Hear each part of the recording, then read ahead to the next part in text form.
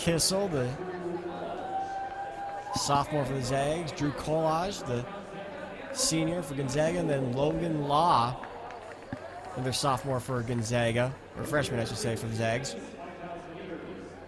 He enters our 5,000 with the best seed time of 13:54.98, which he ran at the Stanford Invitational back in April. 12 and a half laps around the Hayward Oval for this men's 5,000. Well, good size field here, not overly large, not small either. We've seen some of the athletes, running in 3 or 4 people in a heat. This is a nice looking size field. This is something you'll see at a conference championship, national championship when it comes to heats. But yeah, let's keep a look. Let's keep an eye on those Bulldogs on the outside there from Gonzaga. Fastest PRs in the group.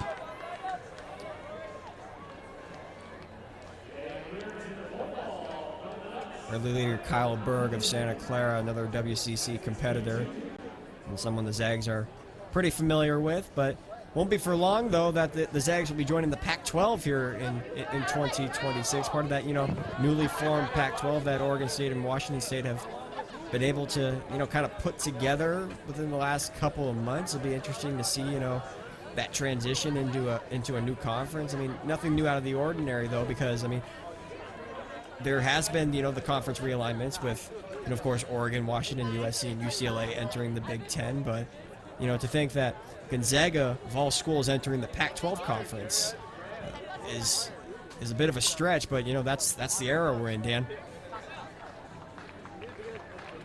Well, and a number of other state schools, we're going to see join that Pac-12. It's going to be a fun conference. It really is, It's going to keep it very regional as well over to the West Coast, even though that's what we saw in the original, Pac-8, Pac-10, and then the Pac-12. But just schools that make sense to come into the Pac-12, and just from a proximity standpoint, Gonzaga does make a lot of sense. So of course, they won't play football, but to see them in some of the other sports, certainly the basketball and track and field and baseball, they're going to step right in and be able to contend. 2:15 for the first 800 meters. Berg, Schwartz, then the Zag trio of Collage, Kissel, and Law. And then Jack Meyer sits in that sixth position. Another one of the unattached athletes that, at one point put on an Oregon kit.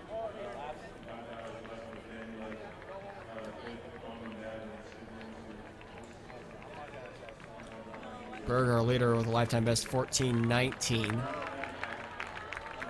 Through 2.5 laps of this men's 5,000, 10 laps to go.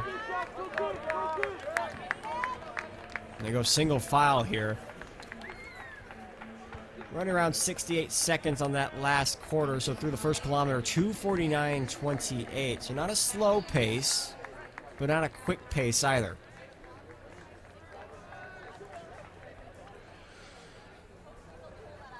Well, I just think you have to keep an eye on Drew Collage of Gonzaga, and then his teammate Mason Kissel and Logan Law. Boom, boom, boom. There they go. Right in a row there, number 3, 4, and 5. But just with personal best, 15, 20 seconds better than the rest of the field. Got to think that these guys will just pick up and go whenever they want to. Not the first time either for Logan Law and Mason Kissel to run right here in Hayward Field. They're, of course, born and bred right here in the state of Oregon. Logan Law attended Milwaukee High School, and then Kissel over at Summit High School in Bend. So they've had their fair share of opportunities to race at the Oregon State Championships right here on the Hayward Oval. Continues to be Berg, then Schwartz, and no change between the 3 Zags in Collage, Kissel, and Law. Donley starting to fall off the pace right there back in the 10th position, as 9 of them are single file now and approaching that 1,600 meters, that first mile of this race. Well, Kyle Berg doing a good job up front, 68s, threw a 66 in there on that second lap. But there he'll step off now. Okay, interesting. Kyle Berg's day comes to a close, just did pacing duties. Again, for some of these guys, they're trying to see if they could get into their regional qualifiers, especially these three Gonzaga athletes in a region that's, well, it's got a lot of guys that have ran 13:40s to be in the top 48 in a year where the distance has really taken a step up at the NCAA level. Well, distance running, I think, across the board, whether it's a high school, college, or at the professional level, is just, they're going crazy. They call it, for whatever reason, super shoes, or, I think younger athletes are developing better training programs, putting in more mileage while in high school. But we've never seen as many athletes, certainly as many high school athletes, run under 4 minutes flat in the mile, and more athletes than ever in college are just running just incredibly fast times, breaking national records right and left. And then certainly at the pro level, the U.S. is holding firm and standing up against the rest of the world, and that couldn't be said a while ago. So yeah, you're right, absolutely right. Distance running collegiately has really gone crazy. Tempo's starting to pick up a little bit. 67.73 for Collage on his last 400. Now a group of five starting to break away. Connor Worth trying to get in the mix there, sitting in 6th position. So we'll go Collage, Schwartz, Kissel, Law, then Meyer in 5th. Just over 2K through this men's 5,000. Again, another 67. So for the last couple laps, it was around 68 seconds, as you said, Dan, but now get a sense that the tempo really starting to pick up here as we're approaching the halfway point of this 5,000. Yeah, and it's nice to see Collage there just open up his stride a little bit. I think he's one of these athletes who just looks a little better when they're going just a little bit faster. These athletes looked a little bit more labored when the tempo was a bit slower. Now everybody's starting to stretch their legs out just a little bit, and I imagine we're going to just see increase in lap times as we go here, one after the next. Let's see him get down into a 66 and then settle into a 65 for a couple of laps. Swanson falling off pace right there, back in that 8th position. So it's the 7 of them, including Connor Worth and Jackson Kuchar of Victoria. Kissel moves up into 2nd. 6 laps to go now. And a 68-second quarter on that last lap, so a little bit slower. They slowed it down, but now the 4 are starting to pull away, and Worth moves up into that 5th position. You could expect maybe more and more of the Zags working together here and trading off laps as the race goes by, as they're now 1, 2, 3, Collage, Kissel, and Law. Well, it's interesting. Mason Kissel there, right at the common finish line there, moved into the 2nd lane like he was going to take the lead, like he got instruction from his coach, like, hey, get up here and lead this thing. But then he settled right back into 2nd position, so a little bit of an energy burn to make a move that never happened. Logan Law now passing by his teammate Kissel on the outside. As I said, maybe perhaps now at this point starting to trade laps back and forth. And I don't think Kissel got the idea that he was supposed to wear a headband during this race for Gonzaga, because both Drew Collage and Logan Law were on the same page, but I don't know if Kissel was.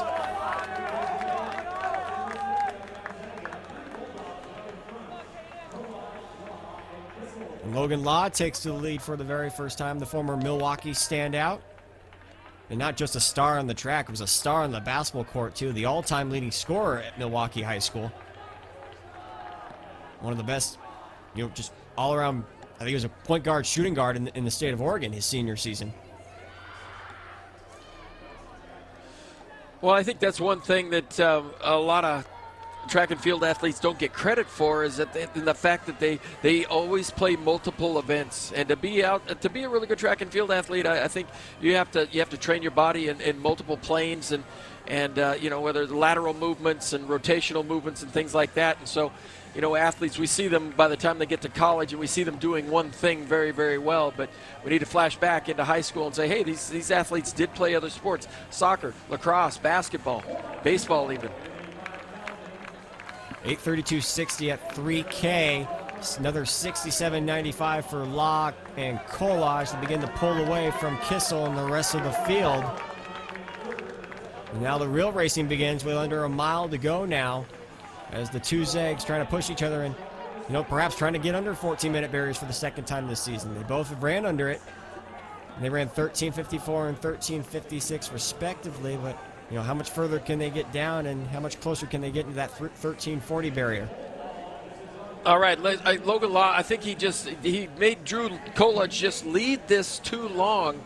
He was sitting back there in 4th and 5th position. He needed to move up a little bit quicker, because we're not seeing the laps really increase. Now it looks like they're going to put in a little bit quicker lap as Logan Law begins to pull away just a little bit. He's got a little bit more energy. Let's see if Kolage can hang on. Kissel falls back in that 6th position. Law took a look over his shoulder and has now created separation between him and his teammate in Kolage. 66.02, his fastest split of the day so far.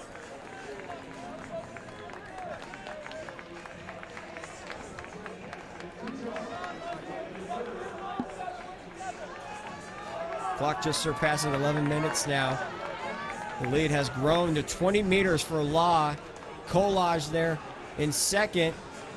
And the battle between 3rd, 4th, 5th, and 6th is between 4 guys back there in the chase group. Well, this is where things get really tough. 2.5 laps remaining. And you can see the distress on both Logan Law and Drew Kolage's faces. They've led this thing all the way, done all the work up front. And if they want to come away with good times here, they know they're going to have to put even more pressure into this. But running by yourself is a difficult task here. But you couldn't ask for better conditions.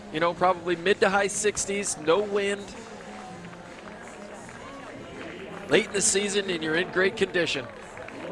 And this last mile, Law has really opened it up. It was 67.44 on that last lap, but has looked really strong here over this last kilometer as he's rolling here on his penultimate lap. Now less than 700 to go for the Gonzaga freshman. Again, lifetime best 13:54.98. Most recent ever in the 5K. Have to go back to the Brian Clay Invitational. He ran 14:04 on a day where he had to wait a long day because there were so many different races they had at the Brian Clay Invitational. And ran right around about 9:30, 10 o'clock at night. This is about the best time to run this race. I mean, it's not, you have to wait a little bit of a long day, but it's not like you have to wait till about 10 o'clock at night.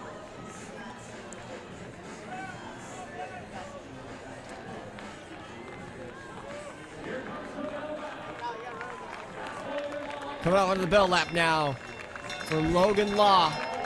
Just surpassing 13 minutes on the clock. 68.28. Tempo slowed down a little bit, but has run strong here for a solo effort. And the Zags trying to pick up his second distance win to go alongside Cooper Laird's win in the steeplechase. Well, he's going to just come in outside of his lifetime personal best. I don't think he can cover this last quarter mile in under 60 seconds. But he still looks pretty good. He's got good turnover. There he goes to open his hands a little bit, nice and relaxed in the shoulders. Kolage gets, see if he can hang on for second position. I think he will. He could be challenged here, though. He did a lot of the work early on, and he's paying the price for it. Former Milwaukee High School standout right back here in his home state on a familiar track in a familiar territory as he gets the win here at Hayward in this men's 5,000.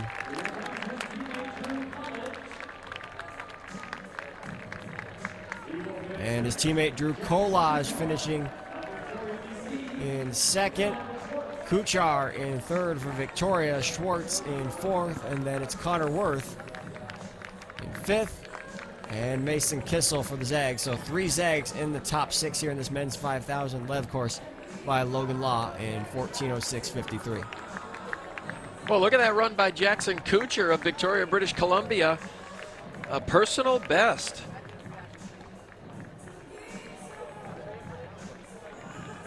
And an NAIA number 8 performance for Kuchar. And their national championships also right around the corner, and puts him in a pretty good position to get a qualifier and into those national championships.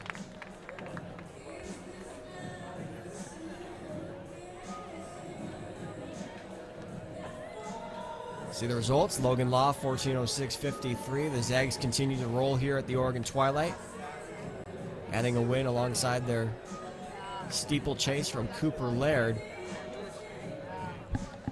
as Law takes the win here in the 5,000 in 14:06.53.